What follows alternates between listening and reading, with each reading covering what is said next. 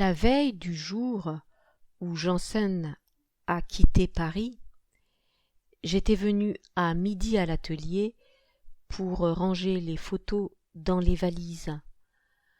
Rien ne me laissait prévoir son brusque départ. Il m'avait dit qu'il ne bougerait pas jusqu'à la fin du mois de juillet. Quelques jours auparavant, je lui avais remis les doubles du cahier et du répertoire. Il avait d'abord hésité à les prendre. « Vous croyez que c'est bien nécessaire pour moi en ce moment ?» Puis il avait feuilleté le répertoire, il s'attardait sur une page et prononçait quelquefois un nom à voix haute comme s'il cherchait à se rappeler le visage de celui qui le portait. Ça suffit pour aujourd'hui. Il avait fermé le répertoire d'un geste sec. « Vous avez fait un beau travail de scribe, je vous félicite. » Ce dernier jour, quand il est entré dans l'atelier et m'a surpris à ranger les photos, il m'a encore félicité. Un véritable archiviste. On devrait vous engager dans les musées. Nous sommes allés déjeuner dans un restaurant du quartier. Il portait sur lui son Rolleiflex. Après le déjeuner, nous avons suivi le boulevard Raspail et il s'est arrêté devant l'hôtel qui fait le coin de la rue Boissonnade et se dresse solitaire à côté du mur et des arbres du centre américain. Il a reculé jusqu'au bord du trottoir et il a pris plusieurs photos de la façade de cet hôtel. C'est là où j'ai vécu à mon arrivée à Paris. Il m'a expliqué qu'il était tombé malade le soir de son arrivée et qu'il avait gardé la chambre une dizaine de jours. Il avait été soigné par un réfugié autrichien qui habitait l'hôtel avec sa femme, un certain docteur Tennent. J'ai fait une photo de lui à l'époque. J'ai vérifié le soir même. Comme j'avais répertorié les photos par ordre chronologique sur le cahier rouge Clairefontaine, celle-ci était mentionnée au début de la liste. Numéro 1.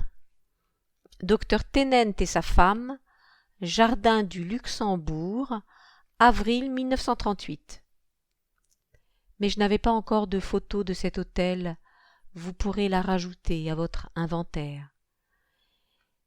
Il m'a proposé de l'accompagner sur la rive droite, où il devait chercher quelque chose. Il a d'abord voulu prendre le métro à la station Raspail, mais après avoir constaté sur le plan qu'il y avait trop de changements jusqu'à Opéra, il a décidé que nous irions là-bas en taxi. Janssen a demandé au chauffeur de s'arrêter boulevard des Italiens à la hauteur du Café de la Paix et il m'a désigné la terrasse de celui-ci en me disant « Attendez-moi là, je n'en ai pas pour longtemps. » Il s'est dirigé vers la rue Aubert. J'ai fait quelques pas le long du boulevard. Je n'étais pas revenu dans ce Café de la Paix depuis que mon père m'y emmenait le dimanche après-midi. Par curiosité, je suis allé vérifier si la balance automatique où nous pesions ces dimanches-là existait toujours, juste avant l'entrée du grand hôtel. Oui, elle était demeurée à la même place, alors je n'ai pu m'empêcher d'y monter, de glisser une pièce de monnaie dans la fente et d'attendre que tombe le ticket rose. J'éprouvais une drôle de sensation assis tout seul à la terrasse du Café de la Paix où les clients se pressaient autour des tables. Était-ce le soleil de juin, le vacarme de la circulation, les feuillages des arbres dont le vert formait un si frappant contraste avec le noir des façades, et ces voix étrangères que j'entendais aux tables voisines? Il me semblait être moi aussi un touriste égaré dans une ville que je ne connaissais pas. Je regardais fixement le ticket rose comme s'il était le dernier objet susceptible de témoigner et de me rassurer sur mon identité, mais ce ticket augmentait encore mon malaise.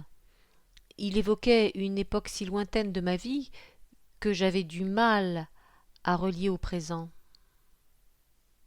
Je finissais à me demander si c'était bien moi, l'enfant qui venait ici avec son père. Un engourdissement, une amnésie me gagnaient peu à peu, comme le sommeil, le jour où j'avais été renversé par une camionnette et où l'on m'avait appliqué un tampon d'éther sur le visage. D'ici un moment, je ne saurais même plus qui j'étais, et aucun de ces étrangers autour de moi ne pourrait me renseigner. J'essayais de lutter contre cet engourdissement, les yeux fixés sur le ticket rose, où il était écrit que je pesais 76 kilos. Quelqu'un m'a tapé sur l'épaule. J'ai levé la tête, mais j'avais le soleil dans les yeux. « Vous êtes tout pâle. » Je voyais Janssen en ombre chinoise. Il s'est assis à la table en face de moi. Il a commandé un verre de lait pour moi et un whisky pour lui. « Buvez, m'a-t-il dit, ça ira mieux après. » Je buvais lentement le lait glacé. Oui, peu à peu le monde autour de moi reprenait ses formes et ses couleurs, comme si je réglais une paire de jumelles pour que la vision devienne de plus en plus nette. Janssen en face me regardait avec bienveillance. « Ne vous inquiétez pas, mon petit. Moi aussi, il m'est souvent arrivé de tomber dans des trous noirs. » Une brise soufflait dans les feuillages des arbres, et leur ombre était fraîche tandis que nous marchions, Janssen et moi, le long des grands boulevards. Nous sommes arrivés place de la Concorde, nous avons pénétré dans les jardins des Champs-Élysées. Janssen prenait des photos avec son Rolleiflex, mais je m'en apercevais à peine. Il jetait un œil furtif sur le cadre de l'appareil, à la hauteur de sa taille, et pourtant je savais que chacune de ces photos était d'une précision extrême. Un jour que je m'étonnais de cette feinte désinvolture, il m'avait dit qu'il fallait prendre les choses en douceur et en silence, sinon elles se rétractent. Nous nous étions assis sur un banc et tout en parlant, il se levait de temps en temps et appuyait sur le déclic, au passage d'un chien, d'un enfant, à l'apparition d'un rayon de soleil. Il avait allongé et croisé les jambes et gardait la tête baissée, comme s'il s'était assoupi. Je lui ai demandé ce qu'il photographiait. Mes chaussures. Par l'avenue Matignon, nous avons rejoint le faubourg Saint-Honoré. Il m'a montré l'immeuble où se trouvait l'agence Magnum, et il a voulu que nous buvions un verre dans le café voisin qu'il fréquentait autrefois avec Robert Capa. Nous étions installés à une table du fond et de nouveau il avait commandé un verre de lait pour moi et un whisky pour lui. « C'est dans ce café que j'ai connu Colette, m'a-t-il dit brusquement. J'aurais voulu lui poser des questions et lui parler des quelques photos d'elle que j'avais répertoriées dans le cahier rouge. Colette, 12 hameaux du Danube. Colette à l'ombrelle. Colette, plage de Pamplonne. Colette, escalier de la rue des Cascades. » J'ai fini par dire « C'est dommage que je ne vous ai pas tous connus à l'époque. » Il m'a souri. « Mais vous étiez encore à l'âge des biberons. » Et il me désignait mon verre de lait que je tenais à la main. « Attendez un instant, ne bougez pas. » Il a posé le Rolleiflex sur la table et il a appuyé sur le déclic. J'ai la photo à côté de moi, parmi toutes celles qu'il avait prises cet après-midi-là. Mon bras levé et mes doigts qui tiennent le verre se découpent à contre-jour et l'on distingue au fond la porte ouverte du café, le trottoir et la rue qui baignent dans une lumière d'été. La même lumière où nous marchons, ma mère et moi, dans mon souvenir, en compagnie de Colette Laurent.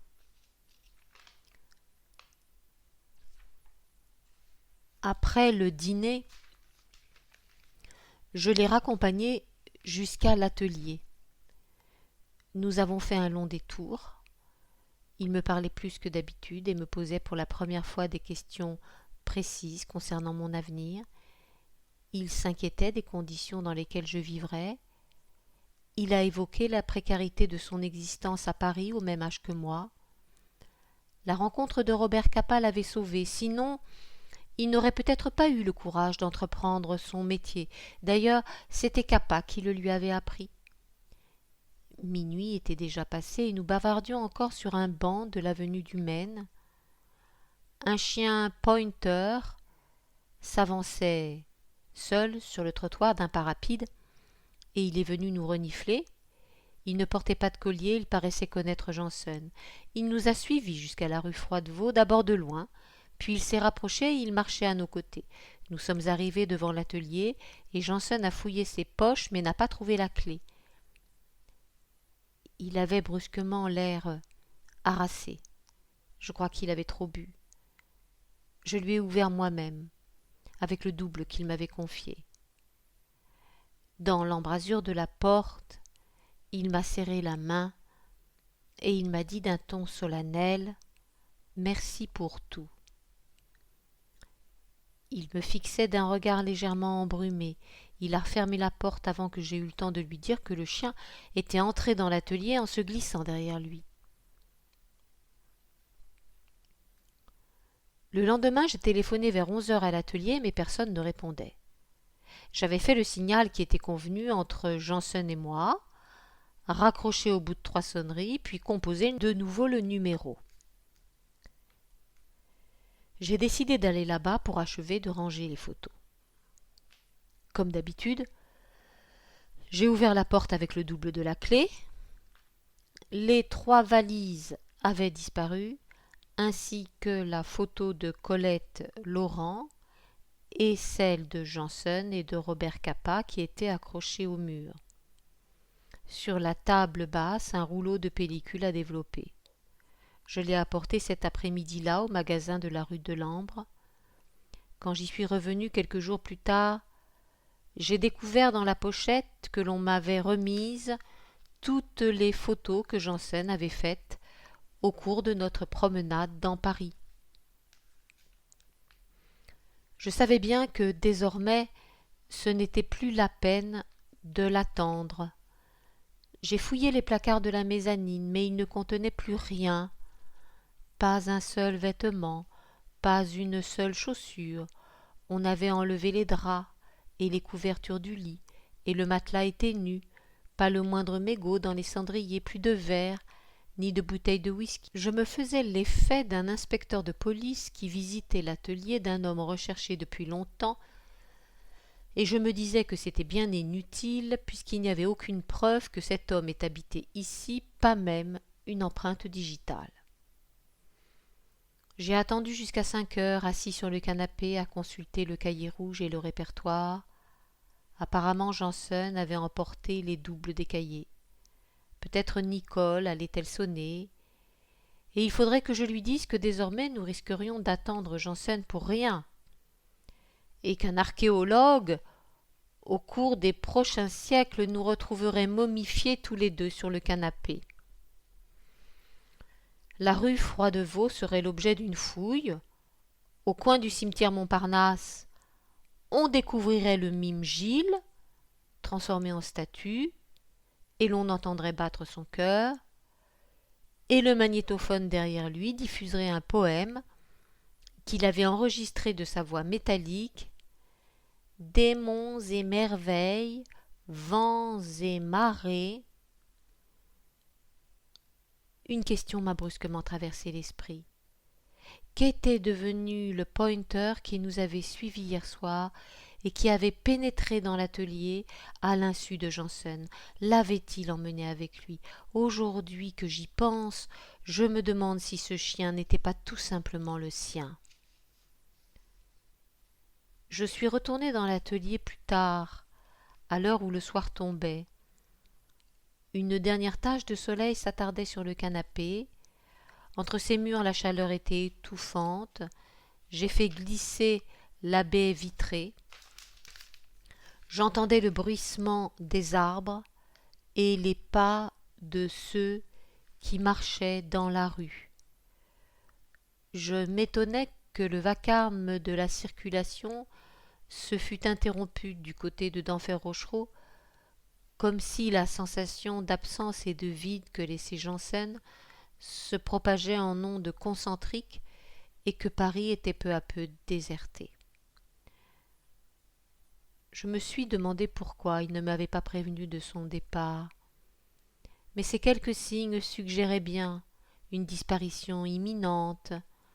La photo qu'il avait prise de l'hôtel, boulevard Raspail, et le détour jusqu'au faubourg Saint-Honoré pour me montrer le siège de l'ancienne agence Magnum, et le café qu'il fréquentait avec Robert Capa et Colette Laurent. Oui, il avait fait en ma compagnie un dernier pèlerinage sur les lieux de sa jeunesse. Tout au fond de l'atelier, la porte de la chambre noire était entr'ouverte. L'après-midi où Janssen avait développé les photos de mon ami et moi, la petite ampoule rouge brillait dans l'obscurité. Il se tenait devant la cuve avec des gants de caoutchouc, il m'avait tendu les négatifs. À notre retour dans l'atelier, la lumière du soleil m'avait ébloui. Je ne lui en voulais pas. Et même je le comprenais si bien.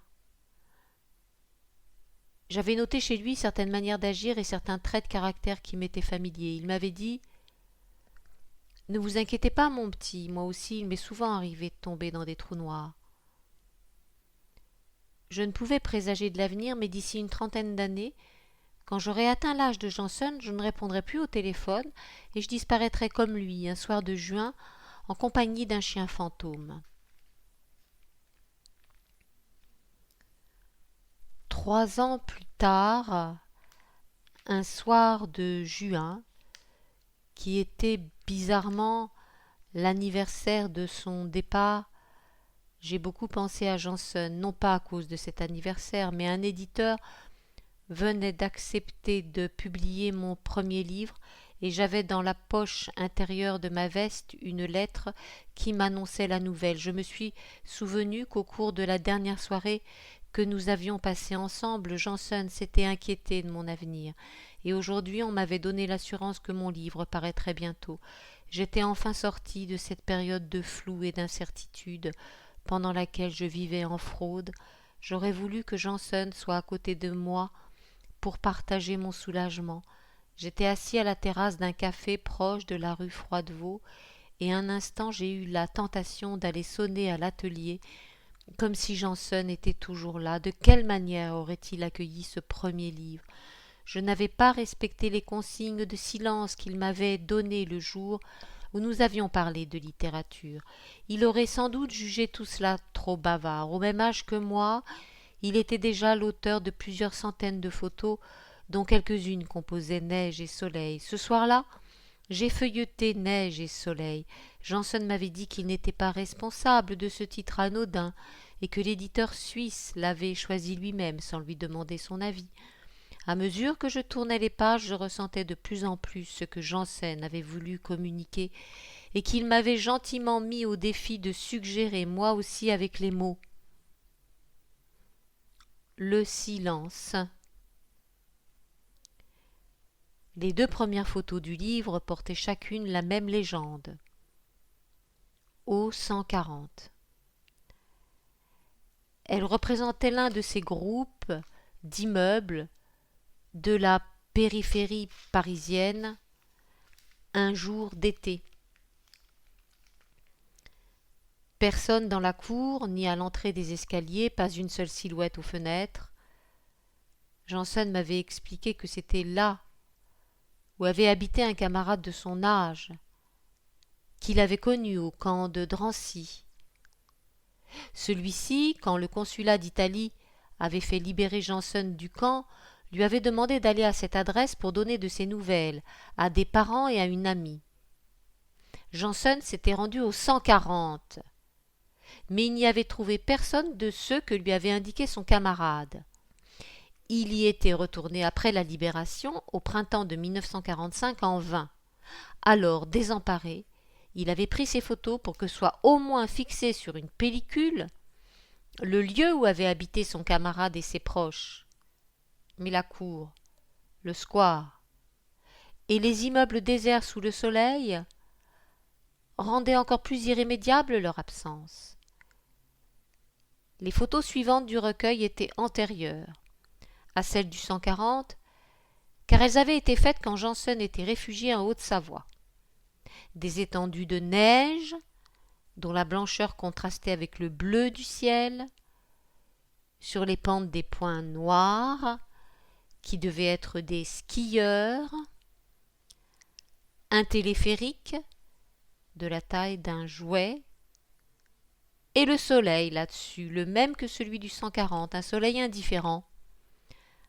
À travers cette neige et ce soleil transparaissait un vide, une absence.